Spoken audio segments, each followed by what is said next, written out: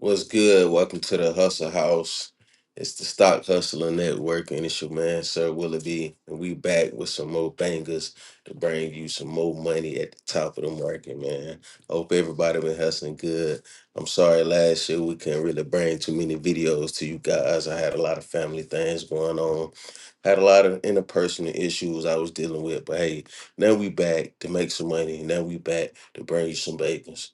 So, first of all, Stock Hustle Network is brought to you by NexGen Traders. So if you're ready to join the community to learn how to trade, invest, get these weekly buy alerts, get weekly watch lists, and get daily updates and hands-on training, let's get some money. Join NexGen Trader. The description will be in the top link in the description. I mean, the link will be in the top link of the video.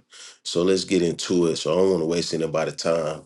A lot of money has been made in the market over the last 6 months. So the market was trading at an all-time high. Recently, we just sold off, and I'm coming back to the community because I see a lot of opportunity, and I don't want you hustlers to miss out on it. It's time to really start back getting some money. It's time to really put our feet in the mud, find these plays, and let's get some bankers.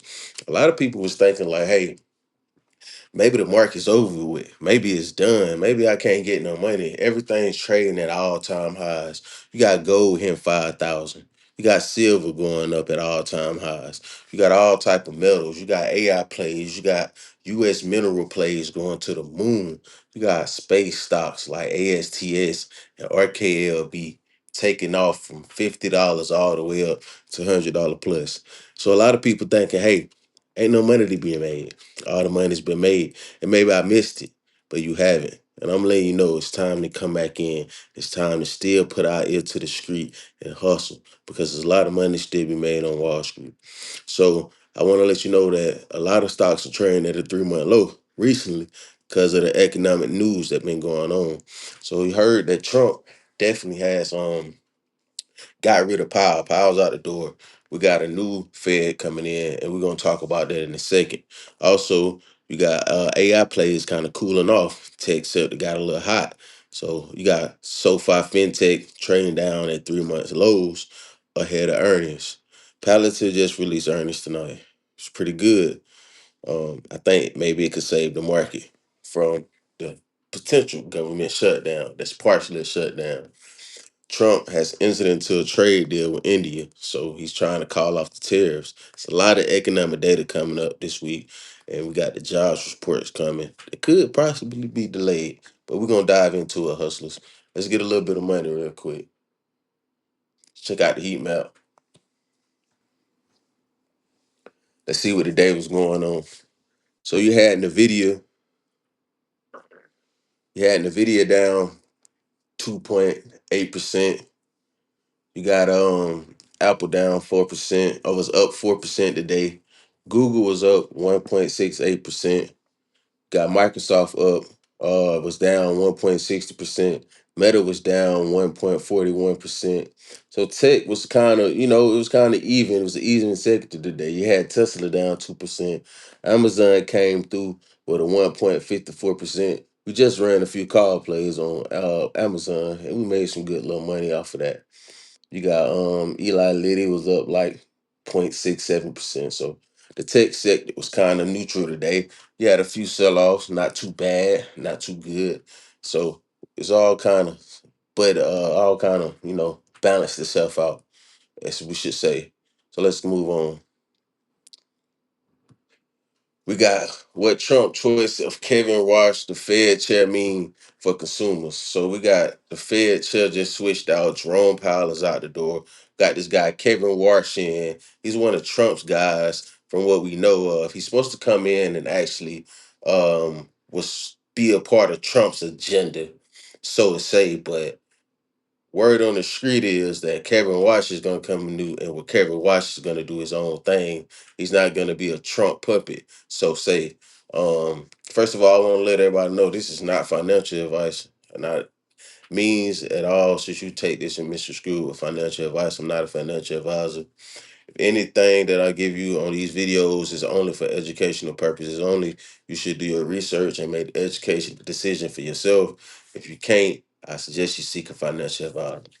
So Trump choice of Kevin Warsh, he said the Fed chair may mean for consumers. President Donald Trump announced that he picked Kevin Warsh to lead the Federal Reserve. Trump choice of Fed chair could change the direction of the Fed policy and have far-reaching consequences for almost all consumers' borrowing costs and saving rates. So what I'm getting out of this article, if you go read the full article on CNBC, it's kind of basically telling us to let us know, like, hey, maybe if Kevin Rush come in and he does go with the Trump plan, what could that mean for what Jerome Powell has already set in place? Everything Jerome said did has done with raising the rates to 7%, and now eventually cutting them. He has done it in an economic standpoint from his plan. But if you come in and you start switching the plan up, how would that affect jobs? How would that affect supply and demand? And how would that affect how money is being printed? You have the government also at a standstill right now, and job reports could be delayed. So if the Fed is not getting this economic data, then how could this new Kevin Walsh guy know how to move forward with Jerome Powell's data? So that's the only thing that everybody's kind of concerned about. Is Kevin Walsh going to come in? He's going to cut rates tremendously, maybe 50 basis points, 100 basis points as soon as possible, just to get rates down so they can start printing more money. And will that eventually take inflation back up? And we could also see a new recession on hands. But who knows? This is hypothetically thinking. We don't know what Kevin Rush is going to do because he hasn't done it yet. So with that being said, the market sold off Friday because the government haven't came to an agreement on their budget policy. So you got the Fed jobs report will be delayed because of the partial government shutdown.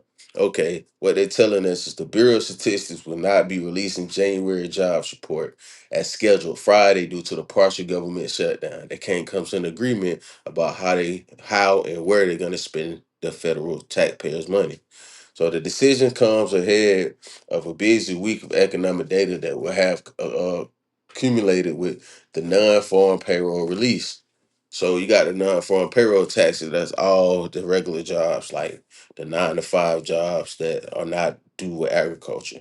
So once those come out, it's going to let us know how the economy is doing, what type of money is the average American out here making.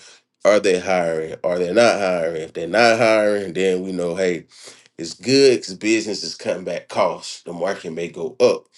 But if jobs is just still at a steady growth and a steady pace, we know America is still going steady at where it's at. And the new Fed chair may see it as, hey, I may not need to cut rates right now. I need to just see and hold steady to see what Jerome Powell method is done. Or he may just come out and cut. Who knows? On top of the bad news, we got Palantir beats fourth quarter estimates on the strength of AI and defense demand. So um Palantir beats the fourth quarter estimates on the strength of AI defense and demand. Palantir surprised Wall Street's fourth quarter earnings estimate and issued upbeat guidance. The software analytics company has been benefited from accelerated artificial intelligence adoption and raising demand for its tools within the U.S. government. So Palantir has been doing a lot of they have been doing a lot of working uh on the back end and issuing government contracts with the government. So they got a lot of government contracts. So a lot of money coming in from the government infrastructure. So with we got war going on, we got systems getting hacked. Palantir AI defense is up to bar with cyber tech and cyber defense. So they have been leading forefront. I'm gonna show a chart on Palantir because they just beat earnings, and every time they beat earnings, they go back up to the moon, and we could be in the realm right now to take advantage of this opportunity. What I think Palantir is going to do next is going to surprise a lot of people. Let's move it on. Let's go to the charts real quick. See what we got. See what we got on the charts. So we got Palantir on the charts. Let me pull it up on my phone real quick. Also, while I'm speaking right now, Palantir is up 10%. Palantir up 10% right now. Overnight trading. Palantir up 10% right now. Overnight trading off the earning beats. Off the earning beat. So what I see right now on the chart is Palantir was just trading at under a 3 month low. It was bouncing off a sense of support around that 160 range, that 155, 160 range. I'm looking to grab some Palantir in the morning. If she can hold steady around under 165. Anything under this 160, 170 range is a strong buy right now for Palantir for me, in my opinion. I'm not telling you to buy, hold, or sell any stock or asset. But for me, in my opinion, and what we are doing in the next gen traders community, we're taking advantage of these 3 month bounces. So you see, Palantir has bounced off this demand zone level. The blue line has bounced off this demand zone level 3 times in the last three earning cycles. So every time we get ready to go up the earnings, boom, Palantir come down, boom, major sell off to that bounce point, right where it's bouncing off right now. And to get ready to come up, bounce up, we take advantage of the rinse and repeat. It hit the all-time high and came back down for another bounce on the Q3 earnings. So now we on Q4 earnings with the same method. And you see it got two teacups going into it. If it creates the third teacup, we could be going to new all-time highs on Palantir from what I see on the chart. This is what the chart telling me. The MACD is completely oversold. The RSI is completely oversold. It's trading at 3 months lows, and it's a strong buy right here for me with the new earnings beat. Ahead of all the bad data that's been going on, I think that Palantir can continue to carry the market on into the week as earnings continue to be released. I think that Palantir can hold the market up. We may not get strong as a correction as soon as possible as we're thinking. Yeah, I can sense a bear market may be coming, but I don't think a bear market is coming too quick if the Fed do the right things and economic data kind of stay strong. So let's move on. I see another opportunity. I see more opportunity right here in Rivian. So we got Rivian trading down at 3 month lows. Through Rivian, I love Rivian. It's a long hold for me. I like the car. I like the company. I've been around with the company for since before they even delivered the car. I bought and sold shares. I long hold shares.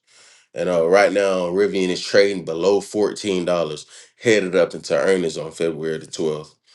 So what I like, why I like Rivian at this 3 month low, if you look at the chart right here, last time it sold off right before earnings, in November, she felt sold off, hit this $14 range, and it bounced back up to go hit new all-time highs at the $2 range. So when it comes down to me again, now it's at a mean complete sell-off and it's completely oversold from the demand and sales that came from Rivian. So right now I'm looking at the MACD. The MACD is crossing under and it's looking like volume is going to shift for me. RSI is completely oversold. Anything under this $15 range, I'm eating it up for Rivian. I'm eating it up. I'm eating it up. If it dropped below the demand zone, I know I got a strong support around this 1296, 1256 area. And I would still kind of hold steady right there, but I would accumulate at the same time at anything below $15 right now. As Rivian can possibly, as soon as earnings come out, shoot right back up to the moon. I'm definitely loving Rivian. It's a great car company. Um, yes, have they had hiccups? I think the cause of this recent sell off was because um it was kind of rumors that's going around. It was like, what's the hold up with the Volkswagen deal? So if you don't know, I can give you a quick update. Rivian made a deal with Volkswagen to actually put their AI technology and chip data inside of the Volkswagen vehicles. So that's a big move, and they can also push out more Rivians at Volkswagen dealerships instead of actually building their own dealerships. So that's a cool thing. So maybe it kind of sold off because of that, but I think it's all kind of opportunity for the rinse to repeat. And I love how the chart's looking down here. If it can hold at this demand zone, we'll be strong for the bounce repeat back over $15, headed back to the 17 $18 range. All right, let's check out SoFi. Y'all know I love SoFi. SoFi's trading the same way at a 3-month low, going up into earnings. I want to say SoFi did earnings tonight. I'm not sure. Let me double check. So SoFi is definitely at a 3-month low. Beat earnings. SoFi just beat Q4 earnings. SoFi beat Q4 earnings. This is one, two, three, four, five earning beats in the last year. So SoFi has officially beat earnings for a year straight with no losses. No, I mean, I'm not gonna say no losses, but being per share, being earnings per share, bringing in good, generating positive revenue. They're a profitable company. Um, and this is amazing for SoFi. But the only thing is bad is fintech is taking a hard hit right now. And right now, the ratings for it by the analysts as a whole, I see it as a strong buy right here at this range. I see it as a strong buy right here because SoFi usually bounce off and rebound after earnings. It'll sell off when earnings come, sell off real hard when earnings come, and a week later it'll rebound tremendously, 20, 30, 40% from what I've seen in the past. I love it around this $14 range. I kind of missed the last 20 I mean the last big run on it. So I like it around this $22 range. Anything under $22, $20, I'm eating it up on SoFi. I love it down here. I wish if it do drop below a little bit more, I would catch some more around the $15 range. Um, SoFi could rebound to be a big winner coming up for Q1 earnings. If we get rate cuts and more money getting printed, I think SoFi will do good. I think SoFi will do good. Um, it's definitely trading below $25. I think it's a great time to buy it. My opinion. We're actually buying it in the NexGen Traders community. I bought some today. If you want to go in the community, you want to get these buy alerts soon as I get into these plays, and soon as I get out of these plays, soon as I learn them, when I get the charts before I come out here and make these videos, we drop them in the NexGen Traders community first. I got another one for you guys. We hustling right now. All right, let's go. Got Uber. I like Uber. I never really been a fan of Uber or Lyft, but Waymo is raising money right now to basically probably become an IPO. If Waymo become an IPO company, um, they would then probably outsource their vehicles to Uber, Lyft, and I'm looking to take advantage of that because if Lyft and Uber can come through and get self-driving vehicles, they don't have to pay so much in fees and taxes and fees and payouts to human drivers. They can just use the robot cars and the whole. Now I can order a whole fleet of Waymos, and I can cancel out Uber drivers and Lyft drivers who not gonna probably have that position for any longer than the next 5 years. I would say because the more self-driving cars that come out, the more of these positions in Lyft, Uber, DoorDash is gonna get taken by self-automated driving cars. And Waymo is going to be ahead in that. And I think Uber is going to take advantage of what Waymo got going on. And this is me foreseeing the future right now. But I really think Waymo and Uber may have something real good going on together. Um, Let me pull Uber up on my phone real quick.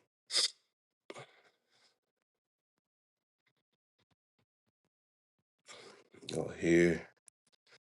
3 month. Uber is trading at a 3-month low. I like Uber. Uber bounced off this $60 range last time I had charted it up.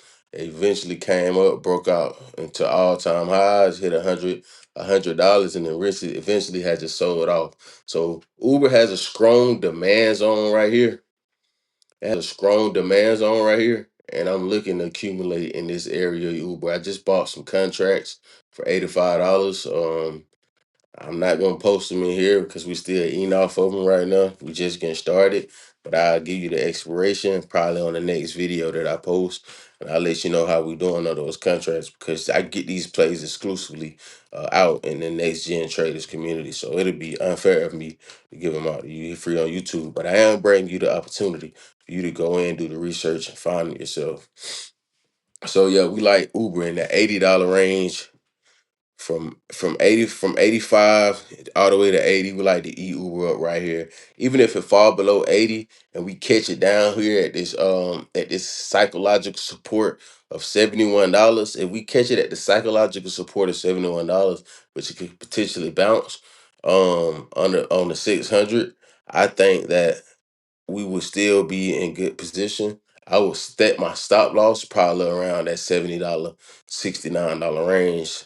If I get in at 80 or below, if I get in at 85, I'll move my stop loss up a little more. But you want to protect yourself because if it does fall below this $80 range, it could free fall below and just break clean through that psychological level and fall all the way down to $60. And that'll be a quick decrease in profit loss. So I would go back in if it kicked me out at my stop loss and go back in heavy at $60. But Uber, let's see, that got earnings coming up also. Pre-market 2-4 actually tomorrow. So we're gonna see what Uber do tomorrow. We actually in this play early. We got in this play Friday. So we're gonna see what Uber do. They have beat earnings last Q3. They beat earnings Q1. They met earnings Q2. So we could be on the verge of getting some good percentage plays on these option calls. We just got Friday on Uber. So I thank y'all for tuning in. I thank everybody for tapping in and catching these plays. I'm gonna continue to drop more videos. I'm gonna continue to bring more videos to the community. Um, so I really want y'all to subscribe, like, share this to somebody who's ready to learn, ready to trade, ready to understand the charts.